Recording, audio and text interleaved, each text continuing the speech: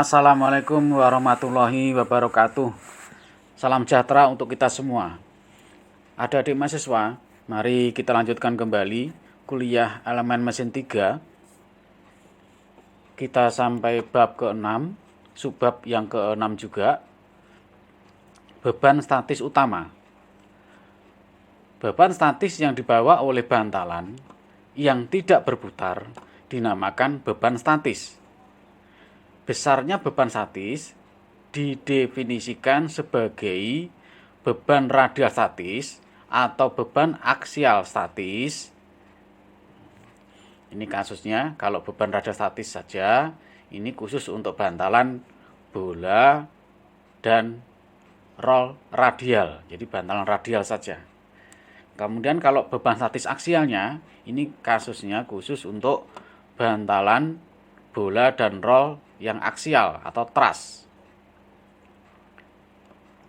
Nah, yang mana berhubungan dengan total deformasi permanen dari bola atau roll atau gotri atau pelornya di sini ya.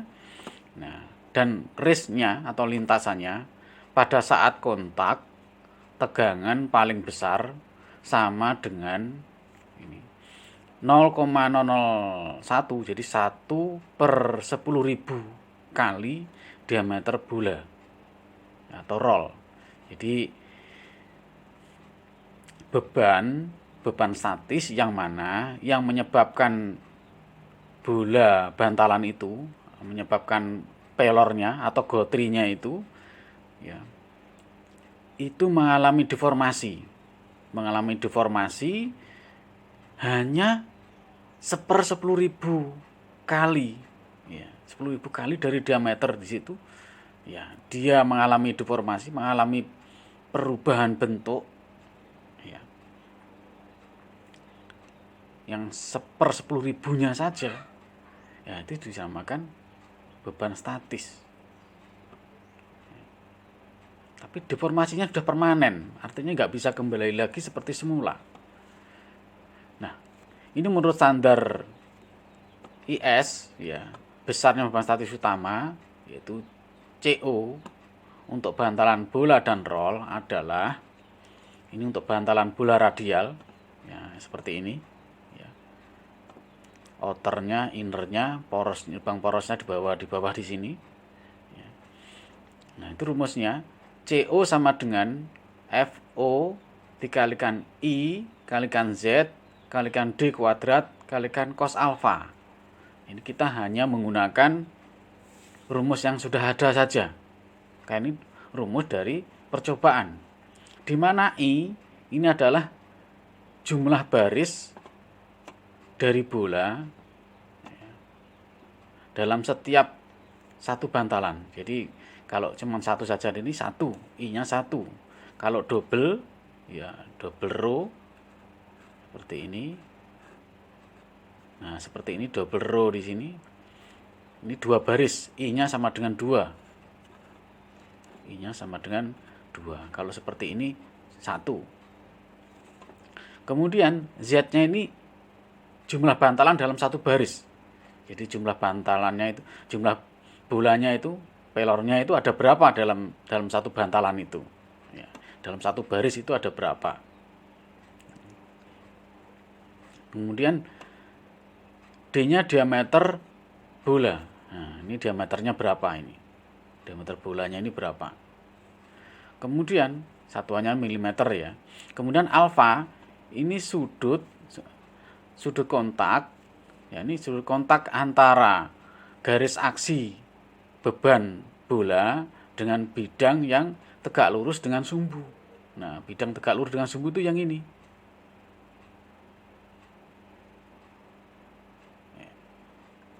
Dengan yang ini tuh berapa dia? Ya, sudutnya ini alfa yang di sini. Kemudian FO-nya, FO di sini. Jadi semua variabel sebelah kanan, ruas kanan di sini sudah diberi keterangan, tinggal FO saja. FO itu nilainya 3,33, itu untuk self aligning ball bearing. Nah, di atas sudah dijelaskan ya.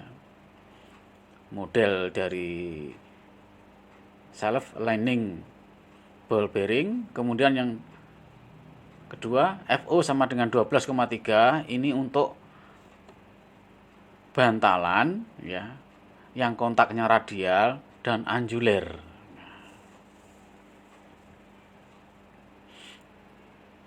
Di atas juga ada. Ya, seperti ini radial di sini. Radial. Angular itu membentuk sudut. Ya, membentuk sudut. Kemudian untuk bantalan roll radial. Nah, bantalan radial seperti tampak pada gambar di sini. Jadi pelornya itu berbentuk roll atau gotrinya ini berbentuk roll. Roll berarti diameter silinder ya. Silinder memanjang. Nah, itu rumusnya FO dikalikan I kalikan Z kalikan LE kalikan D kalikan cos alfa. Cos alfa tadi udah jelaskan sudut yang dibentuk ya, antara resultan gaya di sini ya dengan bidang yang tegak lurus dengan sumbunya di sini, sumbu porosnya di sini. Ya, sumbu porosnya di sini, tegak lurusnya di sini. Nah, ini alfa sudah, D sudah, FO sudah, I sudah, Z sudah, tinggal LE. LE di sini panjang efektif kontak antara satu roll dan ring kontak, dan ini sangat pendek. Jadi satuannya milimeter. Nah, itu sama dengan panjang keseluruhan dari roll dikurangi dengan lintasan roll. Nah, lintasan roll tuh yang ini. Lintasan roll tuh yang ini. Inner dan outer di sini ada lintasannya. Ya, kontak di sini. Jadi panjang efektifnya itu yang tidak kontak ini, yaitu sebelah kanan sama sebelah kiri. Ini panjangnya berapa? Satuannya milimeter. Ini sangat pendek. Atau panjang yang kontak antara roll dengan retainernya atau pelindungnya di sini. Nah, di sini. Jadi yang tidak mengalami kontak di sini itulah LE, panjang efektifnya. Kemudian FO-nya di sini nilainya berbeda dengan ball bearing. Roll bearing ini FO-nya berbeda. Ini nilainya 21,6. Yang bantalan dibuat dengan pengerasan, baja pengerasan ya. Kemudian untuk bantalan bola truss atau aksial ya, beban statis utamanya CO sama dengan FO kalikan Z kalikan D kuadrat kalikan sin alfa. Alfa sama masih di sini sudut kontak ini ya. Nah, D-nya sama, Z sama, FO-nya aja berbeda. FO-nya itu 49 untuk baja yang dibuat dengan baja yang dikeraskan, proses hardening. Nah, bantalan bola yang truss itu seperti ini. Inner dan outernya itu berada di sisi samping, bukan di dalam dan luar. Ya, karena dia menahan beban aksial yang sangat besar. Nah, beda dengan yang di sini. Aksialnya sebelah kanan. Tapi inner outernya itu berada di luar, outer di luar, innernya dalam. Kalau di sini ya tegak lurus dengan sumbu. Kemudian untuk bantalan roll truss atau bantalan roll yang menerima beban aksial, modelnya itu seperti ball bearing ya, tetapi bola bantalannya di sini dalam bentuk roll. Nah, yang ini. Nah, itu rumusnya beban statis utama CO sama dengan FO kalikan Z kalikan LE kalikan D kalikan sin alfa. Kalau bantalan bola tidak ada LE-nya. Nah, cuman FO-nya nilainya berbeda, 98,1 untuk baja yang dibuat dengan hardening. Nah, tadi beban statis utama, sekarang beban statis ekuivalen. beban statis ekuivalen didefinisikan sebagai beban radial statis atau beban aksial statis, ya, yang mana jika diterapkan akan mengakibatkan total deformasi permanen, sama-sama deformasi permanen, yang sama pada saat kontak dengan tegangan paling besar di bawah kondisi beban aktual. Jadi beban aktual ya beban yang terjadi. Ada radial, ada aksial di situ. Jadi deformasi ini karena ada tegangan karena ada beban. Nah, di sini deformasinya permanen karena ada beban aktual. Nah, beban aktual yang menyebabkan deformasi itulah yang dihitung gitu ya. Nah, beban radial ekuivalen statis atau WOR untuk radial bearing di bawah kondisi beban radial dan aksial thrust. Ya, aksial ini maksudnya untuk thrust, untuk radial ya radial gitu ya. Tapi jelas bantalan aksial maupun bantalan radial itu sama-sama, kedua-duanya menerima beban radial dan aksial. Ya. Cuman kalau bantalan radial, dia beban radialnya, WR-nya di sini besar, W aksialnya kecil. Kalau bantalan aksial, WA-nya di sini besar, jadi beban aksialnya besar, W radialnya bebannya kecil. Itu saja. Tapi tetap kombinasi beban radial dan aksial itu selalu terjadi pada sebuah bantalan.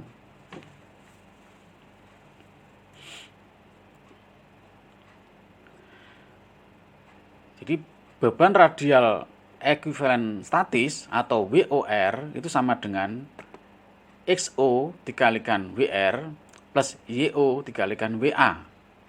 Nah, WR itu beban radial, WA itu beban aksial.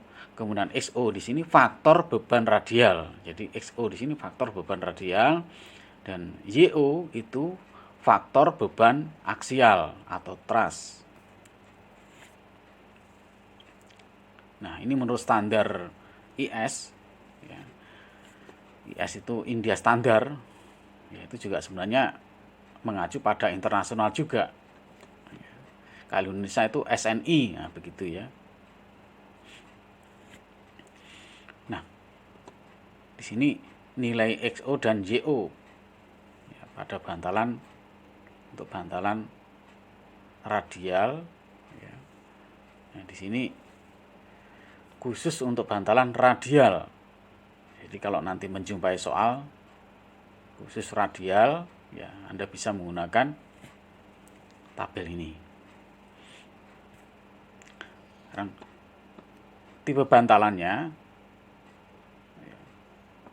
untuk radial kontak groove ball bearing, jadi bantalan yang kontak itu alurnya radial seperti ini, ya ini ya. Nah, di sini ada single row bearing, artinya di sini ya bantalan dengan alur kedalaman satu baris, jadi ada alurnya di sini untuk satu baris saja. Jika single seperti ini, maka XO-nya itu nilainya 0,6, sedangkan YO itu nilainya 0,5. Kemudian yang double di sini, double row, ada dua baris di sini. Namanya double itu dua, rangkap dua. Gitu. Nilai XO-nya itu 0,6, YO-nya 0,5. Kemudian untuk self lining ball, jadi bola dengan alur yang tersendiri, ya. Kemudian atau roll atau tapered, tapi di sini radial, ya. Bantalan radial itu maksudnya ya begini nih, ya seperti ini modelnya, bukan aksial yang seperti ini.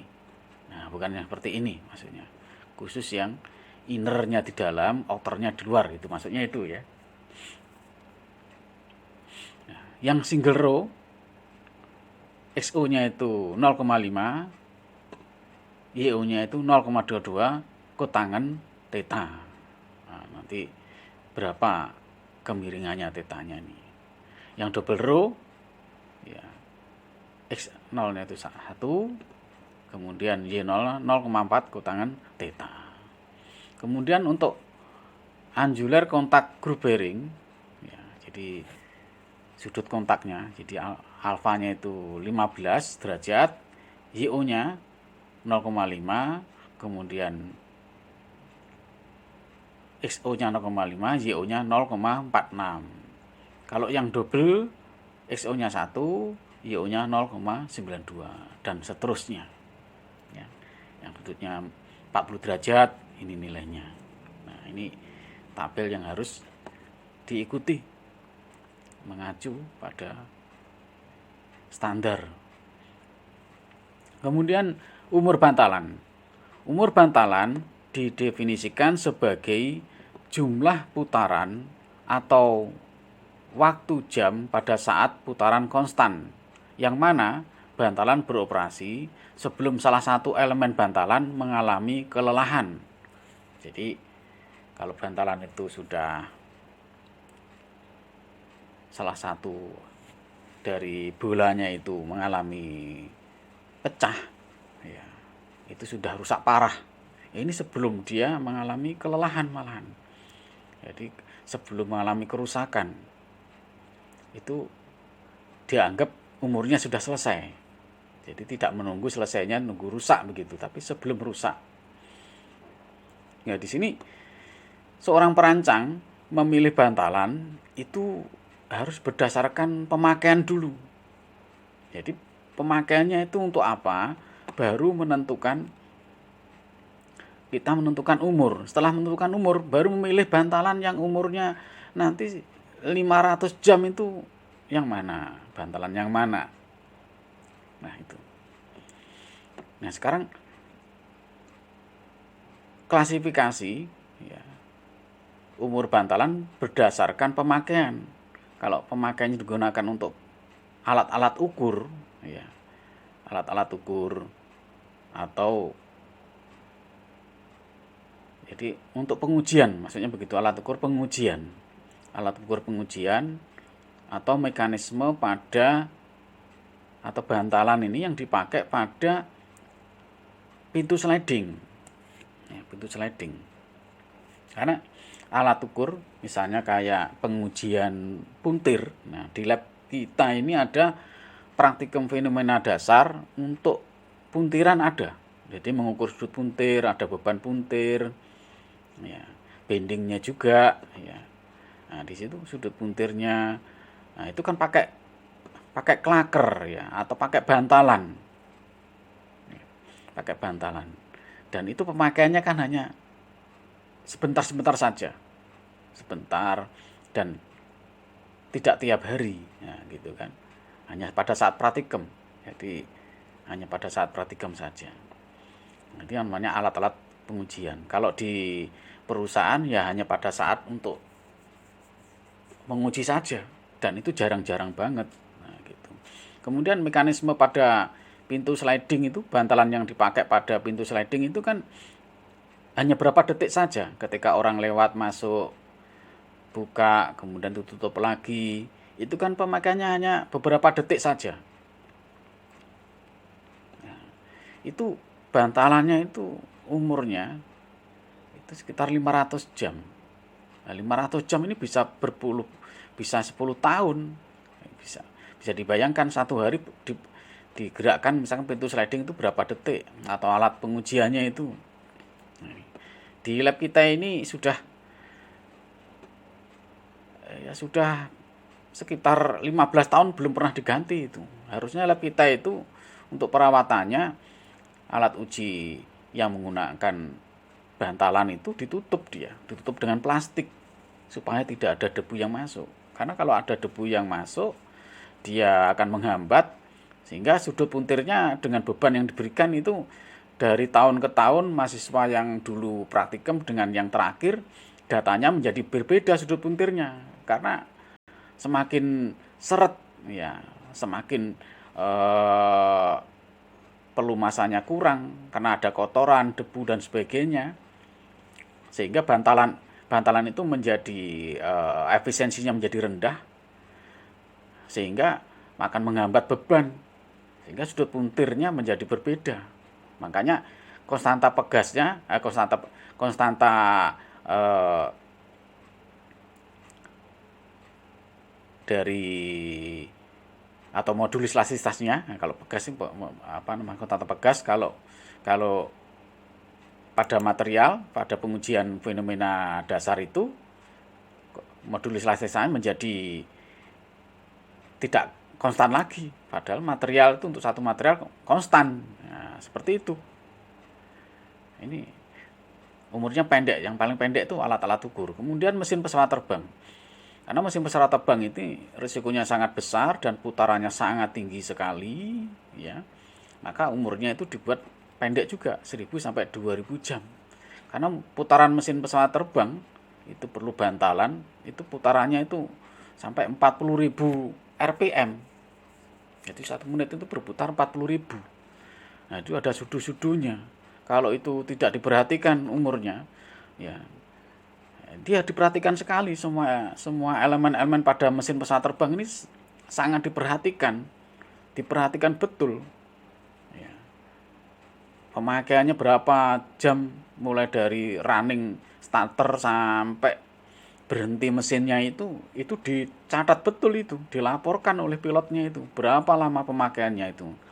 Ketika sudah mencapai umur yang dikeluarkan oleh bantalan itu, ya harus segera diganti. Kalau tidak, berisiko bisa menyebabkan porosnya menjadi kocak dan sudunya bisa benturan dengan statornya, ya, rotor dengan stator itu benturan, pecah, dan akhirnya mesin mati.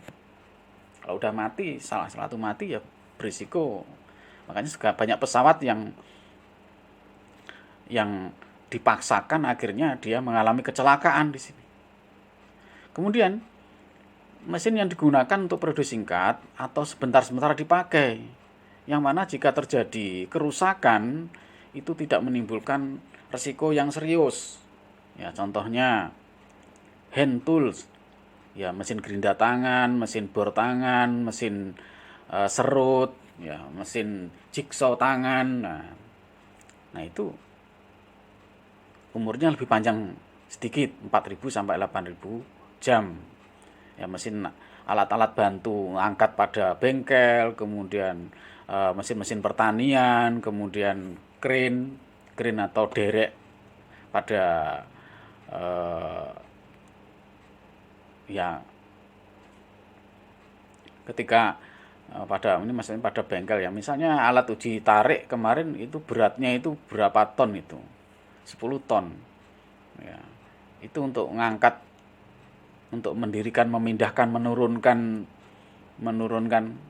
menurunkan dari mobil, dari truk untuk yang mengangkut mesin alat uji tarik itu dulu sampai berhari-hari itu tidak bisa.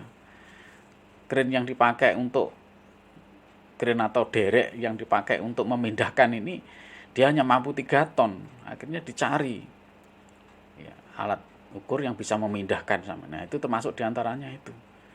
Ya. Kemudian mesin-mesin lainnya, ya, yang diperkirakan dia sebentar-sebentar dipakai. Jadi alat-alat untuk memindahkan barang-barang, maksudnya begitu ya ini. Kemudian mesin yang digunakan sebentar-sebentar, tetapi jika yang mana kerusakannya itu menimbulkan risiko yang sangat serius, ya, seperti mesin-mesin bantu, ya, pada power plant, ya, pada pembangkit listrik, alat bantu pada pembangkit listrik. Kemudian konveyor yang, ya, ini pada industri, ya, konveyor yang membawa barang-barang, ya, di situ alirannya itu kalau bantalan yang membawa konveyor itu, ya, bed, ya, seperti yang risikonya kecil, misalnya konveyor risikonya kecil itu, ya, di bandara itu ada konveyor membawa tas-tas bagasi itu risikonya kecil. Tapi kalau dalam industri flow production, jadi aliran produksinya itu sangat menentukan, itu berat, maka kapasitas produksi menjadi turun.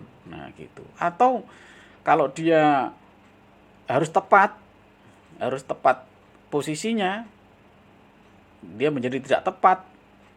Ya, karena terjadi slip ya itu berisiko itu. Kemudian lift ya apa ya lift ini lift pada ya di Mataram Mall ya. Nah, di sini berisiko bantalan lift pernah terjadi, diberitakan itu talinya putus, selingnya itu yang mengangkat orang-orang dari lantai 1 ke lantai 2 dan seterusnya itu sampai putus. Putusnya karena apa? Ya karena klakernya atau bantalannya itu sudah rusak, ya. Sudah rusak yang menyebabkan dia seret dan berat mengangkat 7 orang atau 8 orang maksimumnya itu putus. Jadi putusnya sling atau tali yang mengangkat orang-orang itu, ya, yang mengangkat barang atau orang-orang itu putus ya karena klakernya yang rusak, ya, bantalannya rusak. Nah, ini risikonya itu serius gitu. Akhirnya nggak ada yang meninggal, tapi sakit semua, ya. Patah turun mendadak, sakit semua, lemes. Ya. Nah, kemudian kren untuk ngangkut ya. Kemudian mesin perkakas, ya mungkin kakas yang sering digunakan ini. Yang sebentar digunakan ya, yang sering juga digunakan ya, mesin berkakas.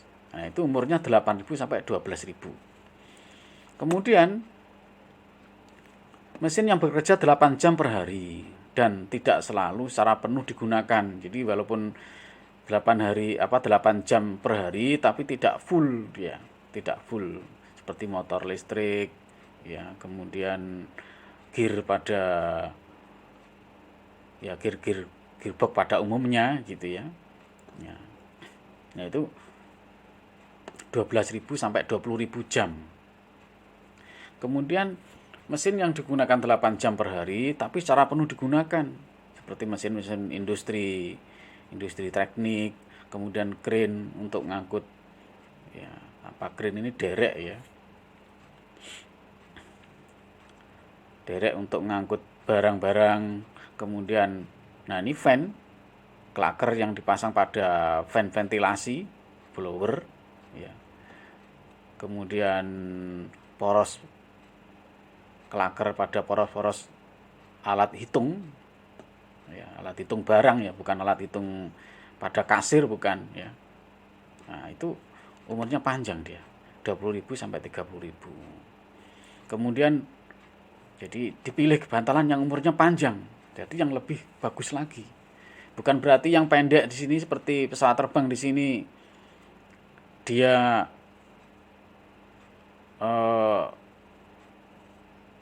umurnya pendek, di sini kualitasnya tidak bagus. Ini di antara semua ini yang paling mahal ya punya mesin pesawat terbang ini. Punya mesin pesawat terbang ini yang paling mahal walaupun umurnya 1.000, yang paling mahal itu.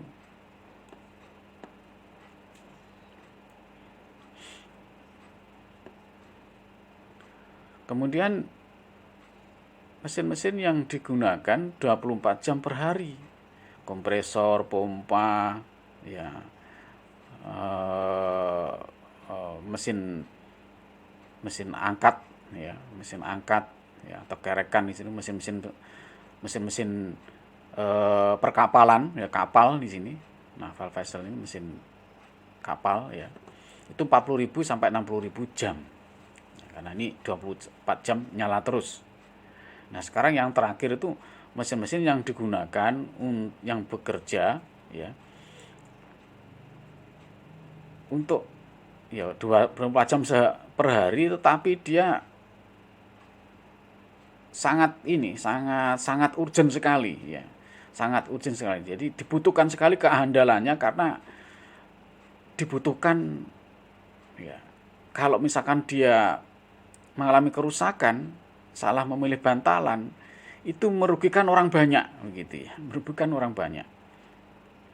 Contohnya mesin-mesin untuk membuat kertas ya, membuat kertas ini sebenarnya kurang begitu ya, kurang begitu. Contohnya ini power plant ya, misalkan klaker pada genset gitu kan. kemudian klaker pada pompa, pada PDAM dan sebagainya.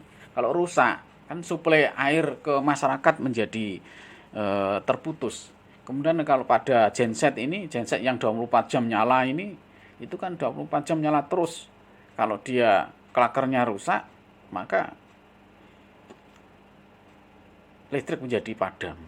Nah, jadi pekerjaan-pekerjaan apa saja yang di situ resikonya, ya, risikonya sangat besar, ya, sangat besar, walaupun tidak ada kematian, tapi bisa menimbulkan masyarakat menjadi marah. Nah, seperti itu ya. Jadi menimbulkan kerugian yang besar bagi masyarakat. Nah, contohnya seperti itu. Itu umurnya dibuat panjang, 100.000 sampai 200.000 jam. Bisa dibayangkan ini. Jadi karena nyala terus di sini. Nah, beban-beban pada bantalan ada beban dinamis ekuivalen dan sebagainya. Nah, itu kita lanjutkan pada pertemuan berikutnya. Demikian, selamat belajar, semoga bermanfaat. Wassalamualaikum warahmatullahi wabarakatuh.